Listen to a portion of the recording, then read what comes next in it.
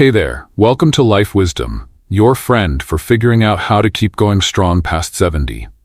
We're here with real, everyday stuff that makes a difference. And today, we're tackling something I know a lot of us wrestle with: getting a decent night's sleep. We're digging into top 9 ways to sleep better after 70, scientifically proven rest secrets for the elderly. These aren't just random ideas or tricks from late-night ads. They're 9 practical ways, backed by solid research, to help you catch those Z's without staring at the ceiling till 3 a.m. I read somewhere that half of folks over 70 have trouble sleeping. And I'd bet you've had those nights too, tossing around or waking up for no good reason. I've been there myself, up at odd hours, wondering if I'd ever nod off again, and it's a relief to know there's stuff we can do about it. Whether you're over 70 yourself, or looking out for someone who is, this is your down-to-earth guide to sleeping better. Nothing fancy, just things you can try without turning your life upside down. We're walking through all 9 of these step by step, from setting a bedtime that sticks to winding down right. Every bit's got something you can use to make those nights a little easier. If you're new to Life Wisdom, hit that subscribe button and join us. We're all in this together, sorting out these proven tips to get you resting steady and waking up ready for the day. Let's get started. Better sleep's waiting for you tonight. Let's start with something your body's been waiting for. Keeping a consistent sleep schedule is one of the simplest rest secrets to get you sleeping better after 70. It's like giving your insides a steady rhythm to follow, so they know when it's time to wind down. The American Academy of Sleep Medicine has some good research on this. They say going to bed and waking up at the same time every day can cut those middle-of-the-night wake-ups by about 20% for folks over 70. That's a pretty decent payoff for just sticking to a routine. I've got my own tale about this one. A while back, my sleep was all over the place. I'd stay up late watching reruns some nights, crash early others, and I'd wake up at odd hours feeling like I hadn't rested at all. My doc mentioned this trick, said my body's clock was probably confused from all the flip-flopping.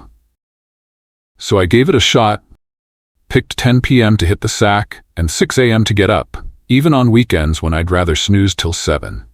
Took a week or so, but I started noticing I wasn't popping awake at 3 a.m. as much. Felt more like my old self, waking up ready instead of dragging. That's what this is about. When your sleep's on a regular track, your body gets the memo to shut down and recharge, not leave you tossing half the night. The AASM folks say a steady schedule syncs your brain and body, making it easier to fall asleep and stay that way. If you're jumping around too much, it's like asking your insides to guess when to rest. Here's how to give it a go. Pick a bedtime that works for you. I went with 10 'cause it fits my evening wind down. Then set a wake-up time about 7 or 8 hours later. 6 works for me, but you might like 7. Stick with it. Even on Saturdays, it's a small habit, and we've got screens coming up next to keep that rest rolling.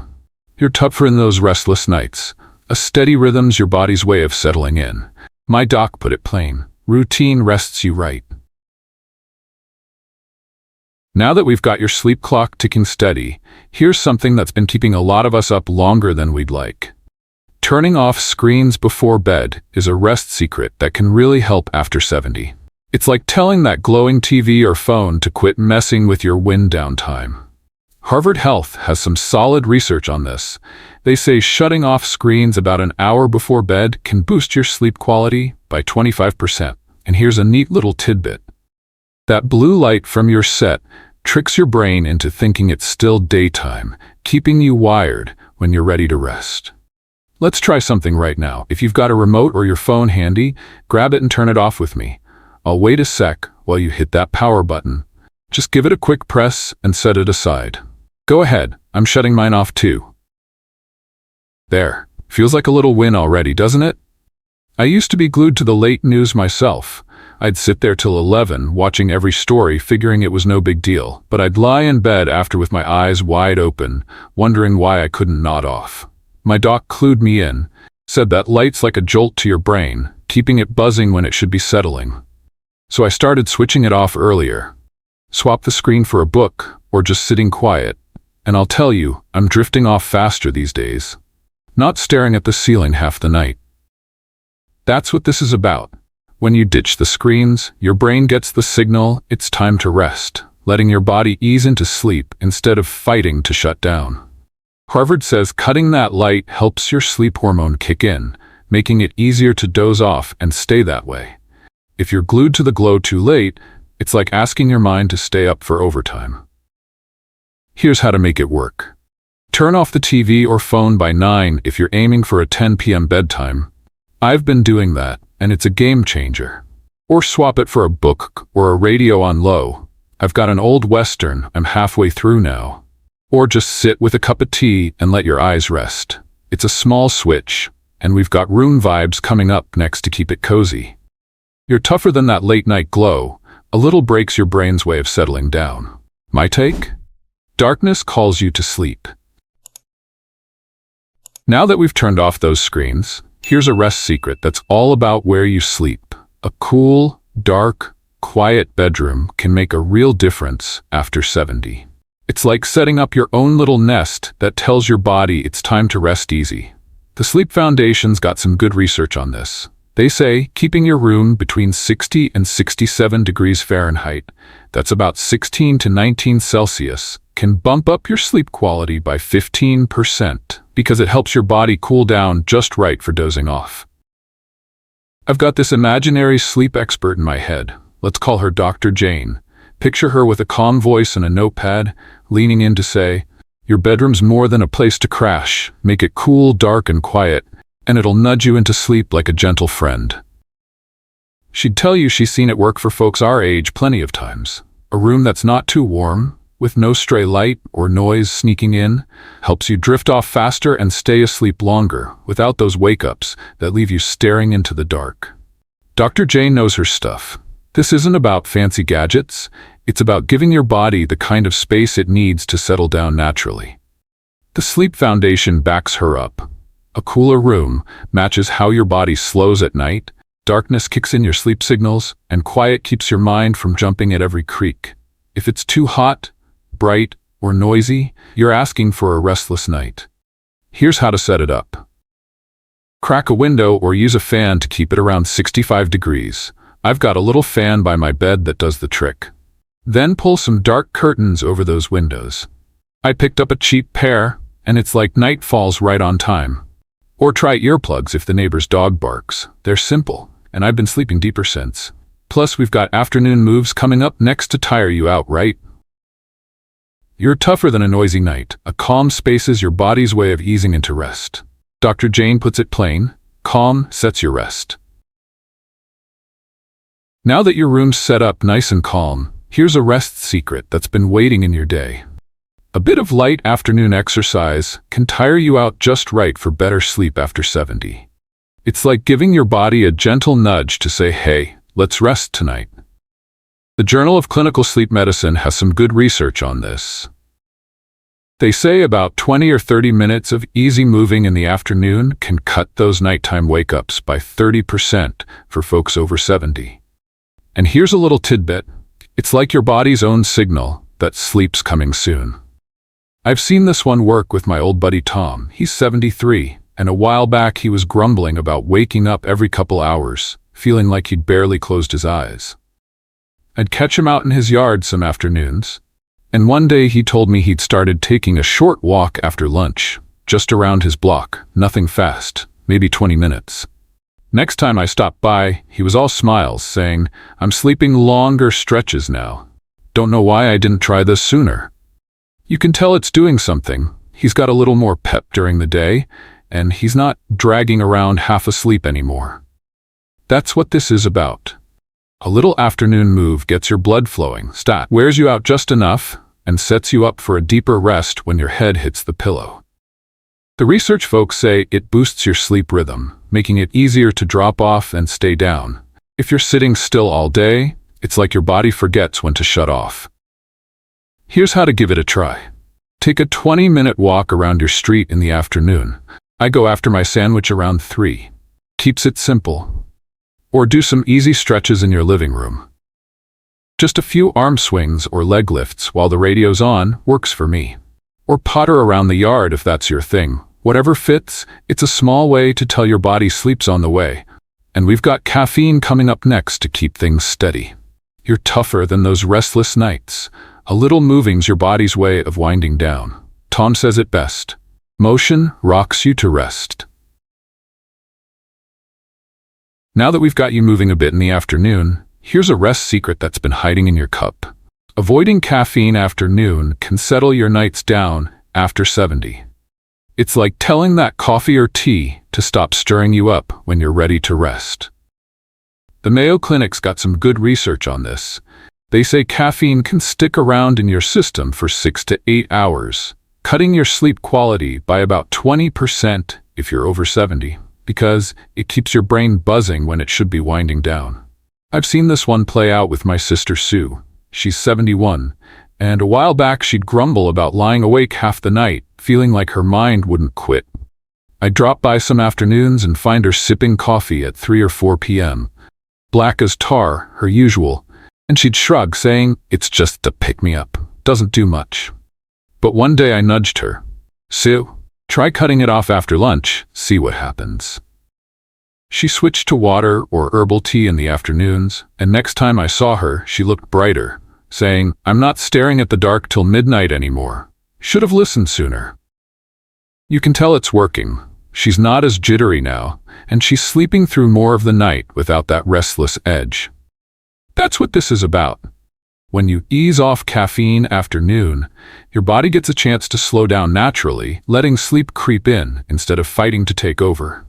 The Mayo folks say it's because caffeine blocks that sleepy feeling, keeping you alert when you don't need it. If you're sipping it late, it's like asking your brain to stay on duty past bedtime. Here's how to make it stick. Stop the coffee or tea by noon. I've been doing that and switched to water after lunch. Or try a herbal tea if you want something warm. Chamomile's my go-to now. Nice and easy. Or keep a glass by your chair for the afternoon. It's a small swap, and we've got relaxing coming up next with a big piece to settle you even more. You're tougher than that afternoon buzz. Cutting it off's your body's way of easing into rest. Sue puts it plain. Quiet fuels your sleep.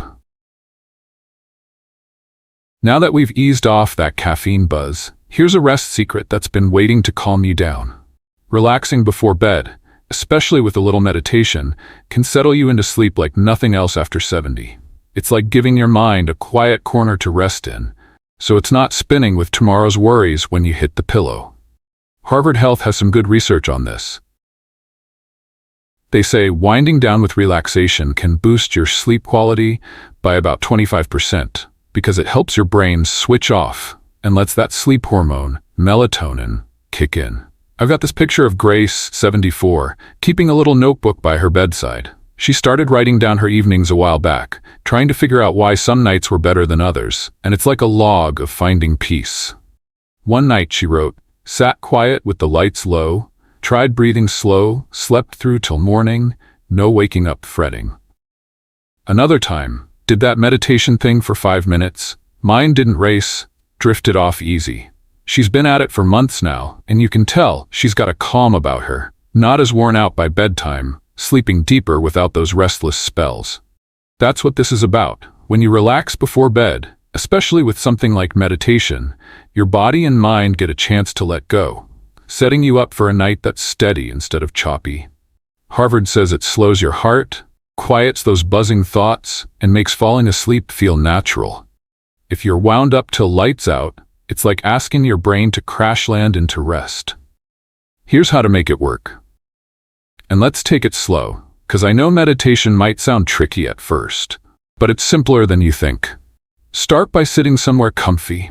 Your favorite chair, or even on your bed, works fine. No need to twist into any fancy poses. Close your eyes if you're okay with it, and just breathe. Take a slow breath in through your nose for about 4 seconds, count it in your head if you want, then let it out through your mouth for 6 seconds. Like you're letting the day slip away. Do that for 5 or 10 minutes. I started with 5 myself, thinking of a warm cup of tea or the sound of rain to keep it gentle.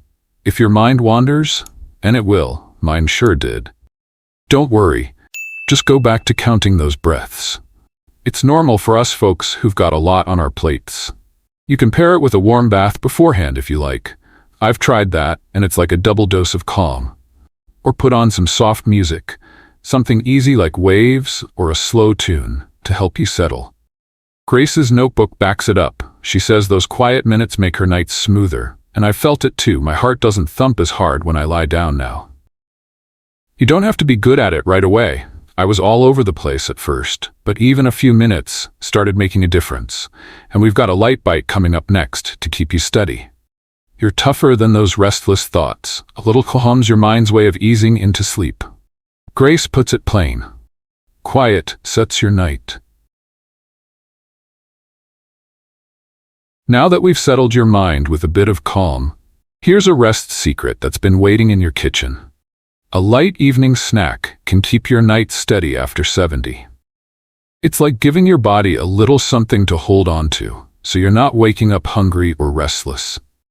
The National Institute on Aging has some good research on this. They say a small bite before bed can cut those midnight wake-ups by about 15%. And here's a handy little fact. It keeps your blood sugar from dipping low, which can jostle you awake when you least expect it. Let's try this out right now. If you've got some nuts or a piece of fruit nearby, grab it and take a small bite with me. I'll wait a sec while you nab something, maybe a few almonds or half a banana, and give it a nibble. Go ahead, I'm munching on some walnuts myself. There, feels like a quiet little boost, doesn't it? I started doing this a while back. I'd wake up some nights with my stomach rumbling, not starving, but just enough to pull me out of sleep. So I tried keeping a handful of nuts by my chair. Nothing big, just a small something about an hour or two before bed. And next thing I knew, I wasn't stirring till the birds started chirping. It's been a nice little change. I'm not lying there wishing I'd eaten more at supper, and my nights feel smoother. That's what this is about. A light snack gives your body a steady base, so it's not scrambling in the dark, pulling you awake when you'd rather be dreaming. The NIA folks say it keeps things even, letting you sleep through without those hunger nudges. If you're loading up heavy or skipping it altogether, it's like asking for a bumpy night.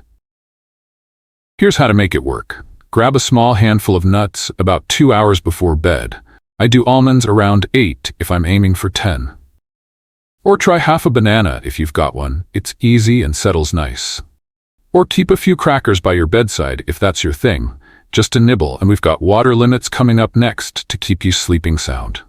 You're tougher than those midnight rumbles. A little bite's your body's way of staying steady. My take's simple. Food calms your rest. Now that we've got that little evening bite sorted, here's a rest secret that's been waiting in your glass. Limiting water before bed can keep your sleep steady after 70. It's like giving your body a break from those midnight bathroom runs that pull you out of a good dream. The Sleep Foundation's got some solid research on this. They say cutting back on water a few hours before bed can trim those wake-ups by about 20% because it keeps your bladder from nudging you awake when you'd rather stay snoozing. I've got a little Q&A playing in my head about this one. Why's water waking me up, you might ask?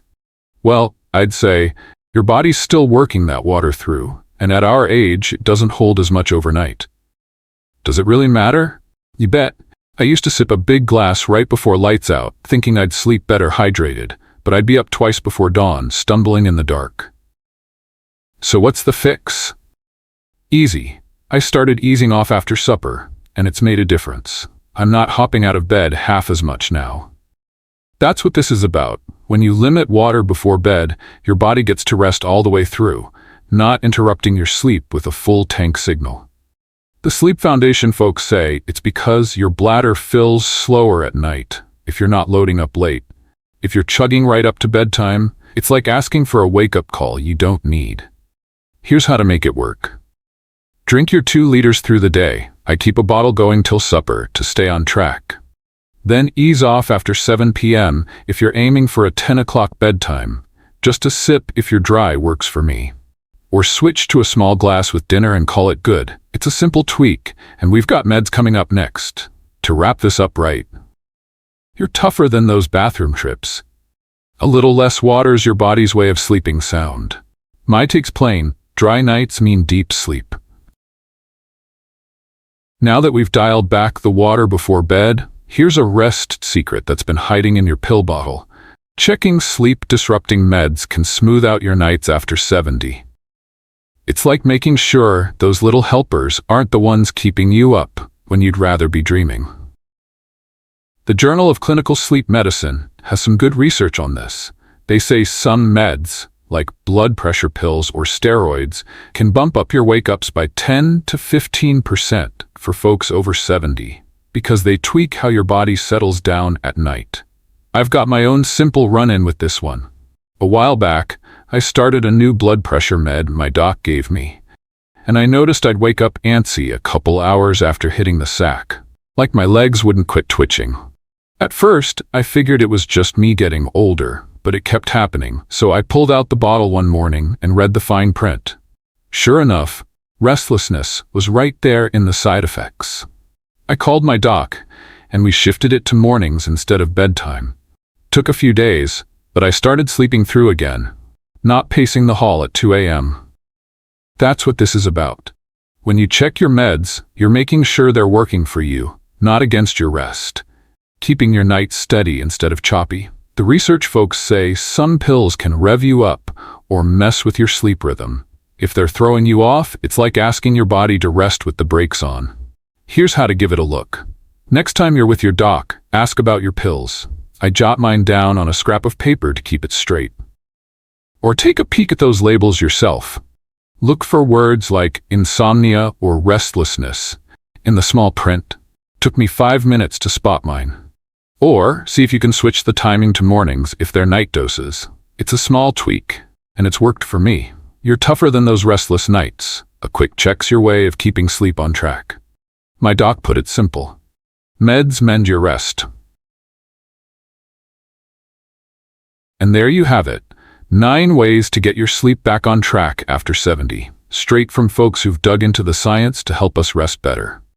A steady bedtime, no screens late, a calm room, afternoon walks, less caffeine, relaxing with a bit of meditation, a light snack, easing off water, and checking your meds. They're your everyday tools to hush those restless nights and wake up feeling more like yourself. I've seen these make a difference. My own night's steadier since I ditched the late coffee, Sue's sleeping deeper with her little snack tweak, and the research says it plain.